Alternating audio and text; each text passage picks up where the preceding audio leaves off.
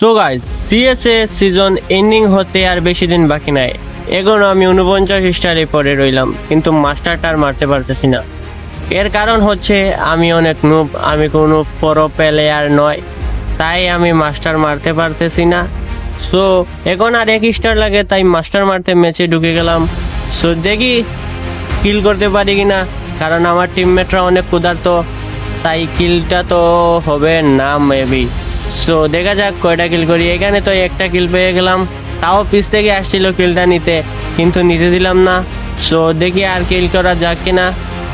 এইখানে এসে দেখলাম আমার সামনে একটা আমার টিমমেটই ছিল, বাট আর একটা প্লেয়ার চলে আসলো, তাই ওকে কিল চুরি করতে দিলাম না, আমি রাশ মেরেই দিলাম। ওরে বাপরে, ওর কাছে তো MP40 ইভো ছিল। বাপরে, কিভাবে বেঁচে গেলাম ভাই। এই রাউন্ডটা ছিল আমাদের জন্য লাস্ট রাউন্ড। সো আমিও রাশ মেরে দিলাম। সো এখানে তো এলিমিনেট করে ফেললাম এনিমিটাকে। সো বুইয়া, এখন দেখেন আপনারা আমার মাস্টার যেই ভিউটা আছে ভাই সাব।